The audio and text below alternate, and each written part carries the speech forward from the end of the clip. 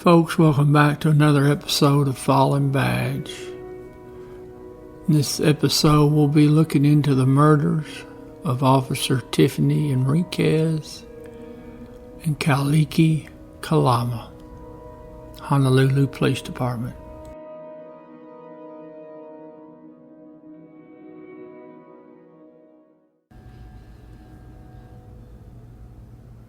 Officer Enriquez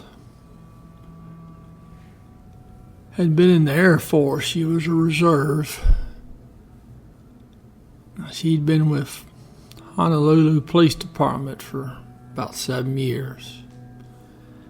Now, she did have a connection to the great state of Tennessee. She had been with the Montgomery County Sheriff's Office.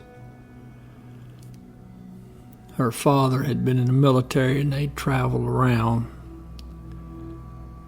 And I take it from the resource material he had been assigned up at Fort Campbell, Kentucky at some point.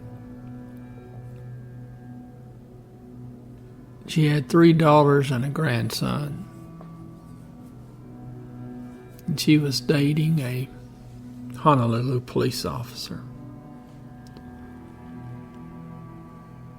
Now, Officer Kalama, he had been with Honolulu for right around 9 years. He was married and had a teenage son. Now, the focus of this episode is going to be the residents at 3015 Hibiscus Drive. Now, that's in the Diamond Head area of Honolulu. In fact, the house is a little less than 3 miles from Waikiki Beach. Now, the lady that owned the house, her name was Lois Kane.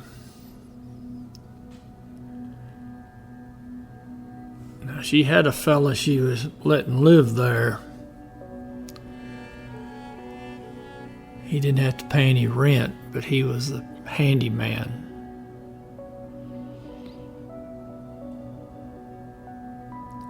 And he was an unstable handyman. And he had trouble with the neighbors, with Miss Kane, with the police. It was a problem that just continued to grow, and come January of 2020, the issues with Mr. Handyman were going to explode. And 3 people would die.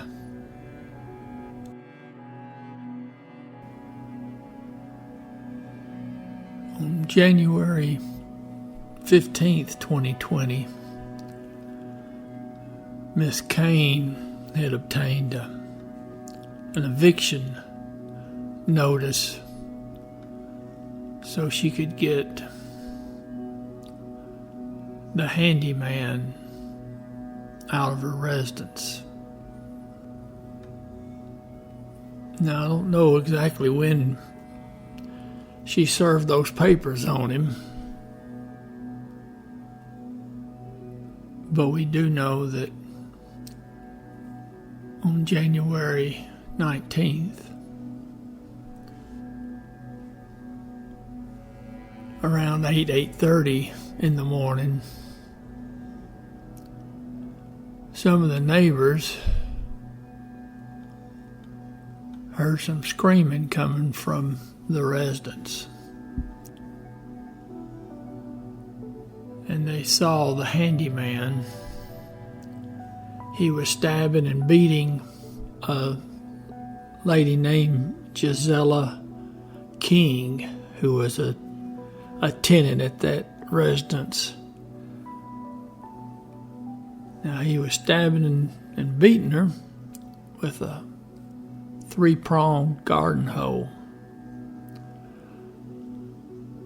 Well, the neighbors got over there and they got him to at least put the tool down. But then he just started punching the woman in the face, Miss King. third neighbor arrived, and they were able to get Miss King away from the handyman.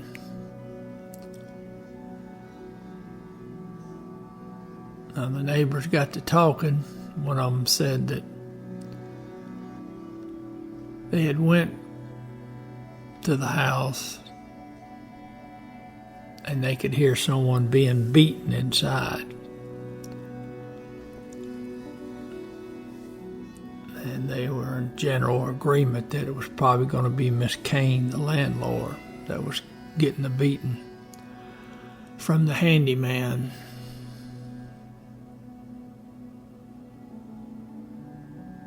So the 911 calls came in. Police were dispatched regarding the injured party. I'm sure they mentioned the fact that the handyman had been armed. So it may even have went out as an armed party as well. Now there was some talk about the communications let the officers know before their arrival that there was a mental consumer that resided at 3015 Hibiscus Drive. It's not clear whether they did or not.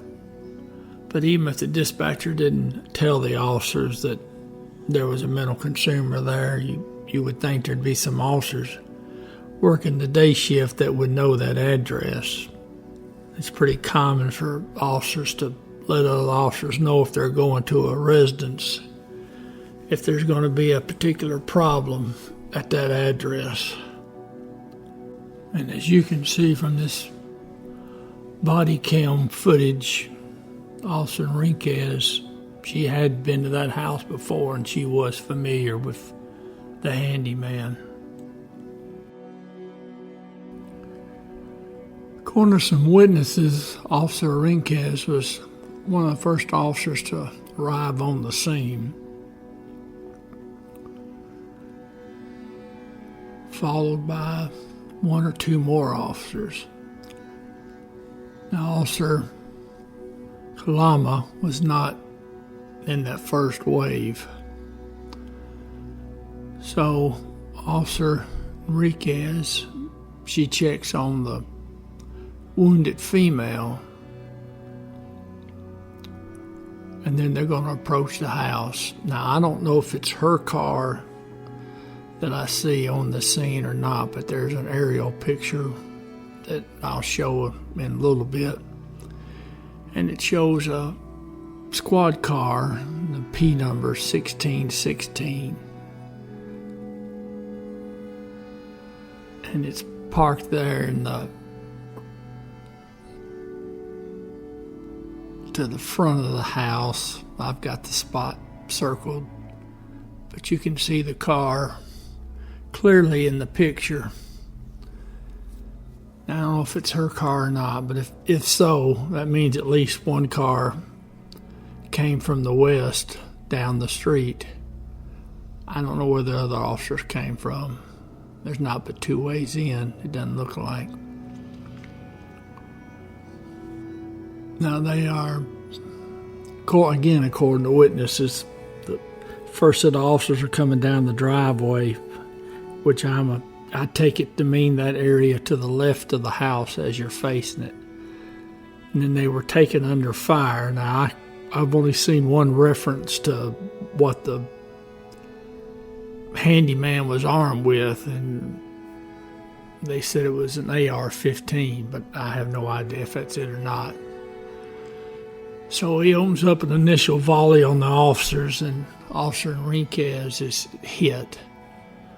Now, there's references made to the fact that the bullet that struck and eventually killed her was above the area of the vest, her Kevlar vest.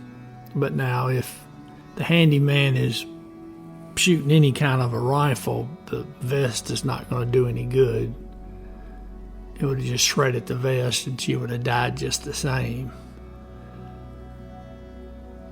In any event, she's hit and she goes down. Now, Officer Kalama, he comes in with the second wave, and during the volley fire that happens after that, he is struck and killed as well. Now, I don't know when the handyman started shooting at the police, whether he was inside the house or he was out in the back part of the yard. But in any case, he does go back into the house. And there's a few shots fired. And at some point, as the day wears on, the house catches on fire. Can only assume he set the fire, but no one knows. And it takes out that house, and I believe it was 5 or 6 other houses are all burned down. Now, occasionally you can still hear gunshots coming from the house, but the authorities are figuring that's ammunition inside the house that's cooking off. And now, I don't know if the weapon he was using was his or not. There's information or resource materials that indicates that Miss Kane, the landlord, her deceased husband, had a foot locker with weapons in it. I don't know what kind. Don't know if that's what he used.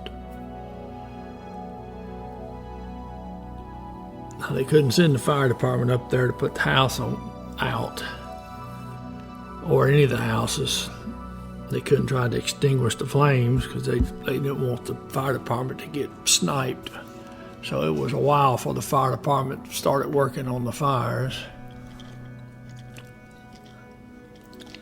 Now, they did recover 2 bodies from inside the house. ME would later confirm that one was Miss Kane, the landlady, and the other was the handyman.